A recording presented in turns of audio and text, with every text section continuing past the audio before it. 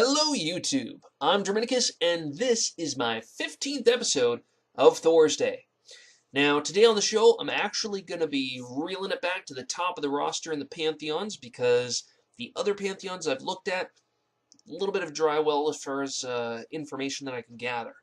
So with that in mind, we're going back to the Egyptians and we're going to be taking a look at my favorite thus far, as I haven't really researched a lot of the other gods in the Pantheon, and that is Thoth, or Thoth, depending on how you want to pronounce it. And yeah, so we're going to be taking a look at that, and so I wanted to give you guys a little bit of a caveat ahead of time, and that is there is so much information that I saw on Thoth that, well, I just wasn't able to cram it all into one 15-minute segment. Now, I could do it spread over 2 or more, but I don't want to do that. It would just seem a little too chopped up. With that in mind, I'm going to give you guys the best cross-section of the info that I could find that I can, and, you know, we'll go with that for now. So, with that in mind, I present to you the Egyptian god Thoth, and I do hope that you enjoy.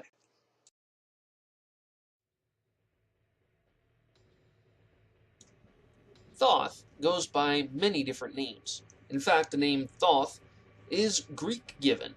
Now, an Egyptian name for Thoth is Jayuti. Now, Jayuti is derived from the name Dwayti, which is derived from Dwe, which meant ibis.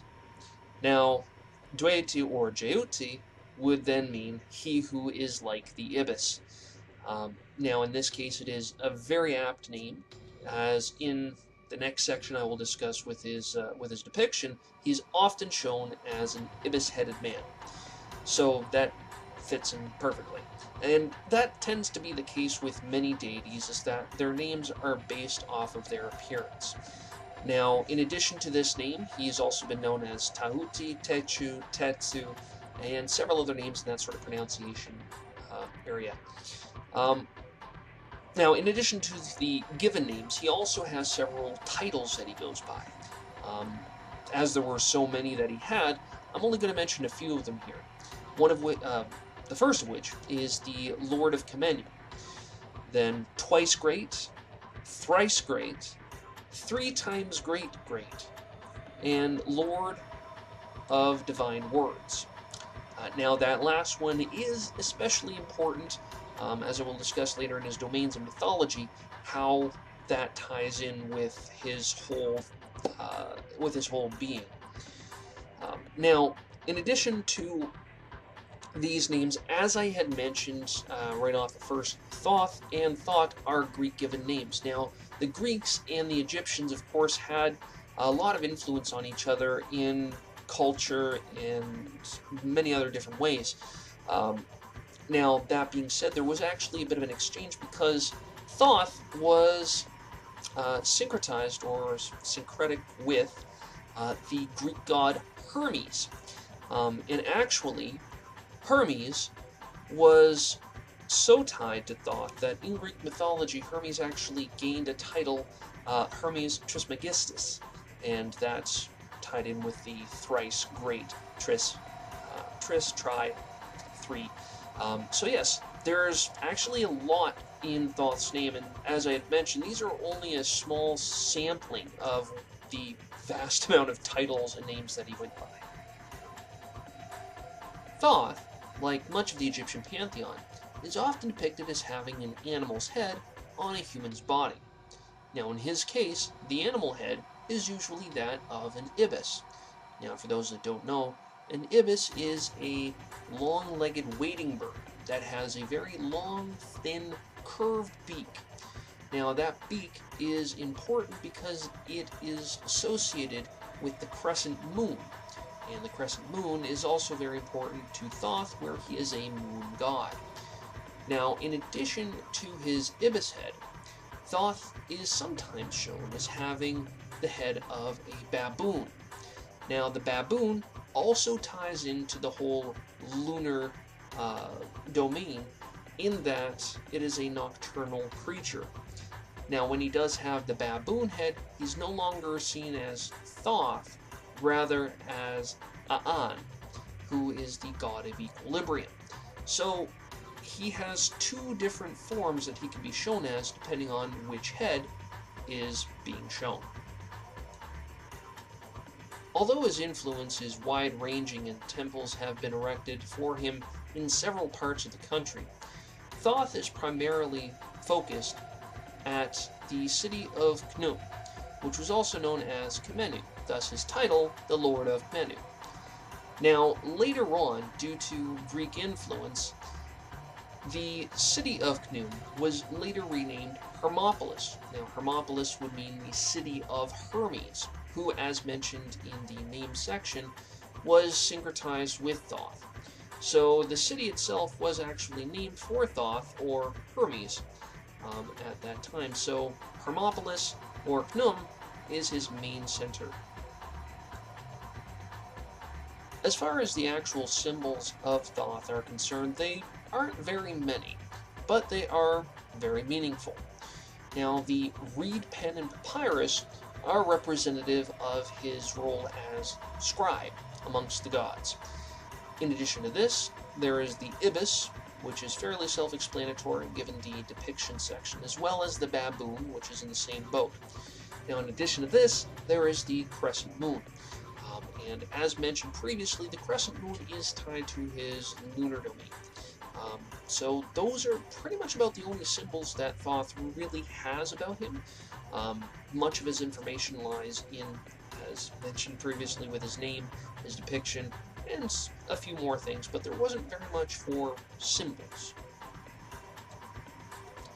As I will later discuss in this episode, Thoth is a creator god.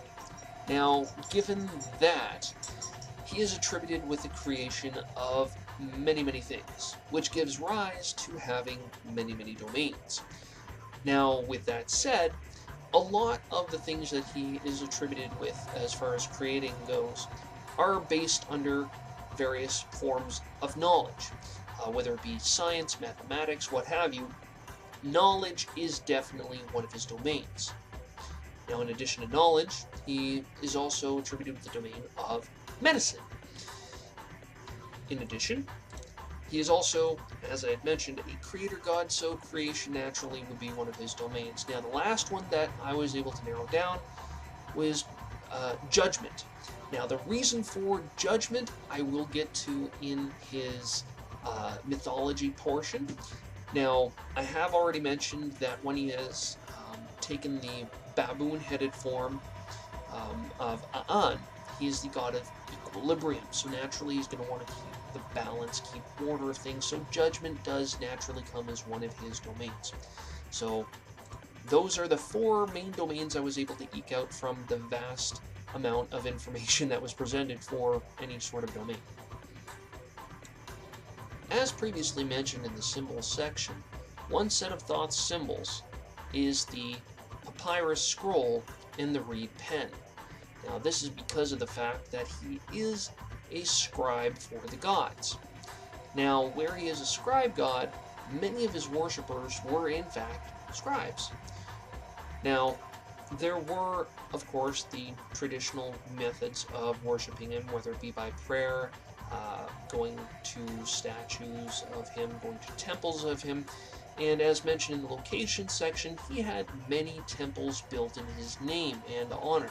So, spread far throughout Egypt were temples of Thoth. Now, in addition to these, he had many ibises mummified and buried for him, basically as sacrifices, offerings to him. So this was actually one form of worship that would happen for Egyptian gods, would be that their sacred animals, in Thoth's case, baboons and ibises, would be mummified and buried for them as a form of sacrifice. So this would be Thoth's, would be the ibises getting mummified and buried. So that's pretty much what I was able to find on that, aside from the standard fare of festivals, etc. Have you ever wondered why it is that we have 365 days in the year and not 360? Well, you can thank Thoth for that, because according to his mythos, he won those extra 5 days when he was gambling with the moon and won. So by getting that bet won, he gave everybody an extra 5 days in the calendar year. Now, in addition to that little tidbit of a myth that I so enjoyed, he played a bit of a major role in the Osiris myth. Now, for those that don't know the Osiris myth, I'm not going to go over it here, but I will tell you his role, and that was that when it came time to resurrect Osiris, Thoth was the one who gave the words for resurrection to Osiris's wife Isis, or Isis, depending on the pronunciation. I'm not 100% certain of it. But he gave her those words to recite so that she could bring him back from the dead.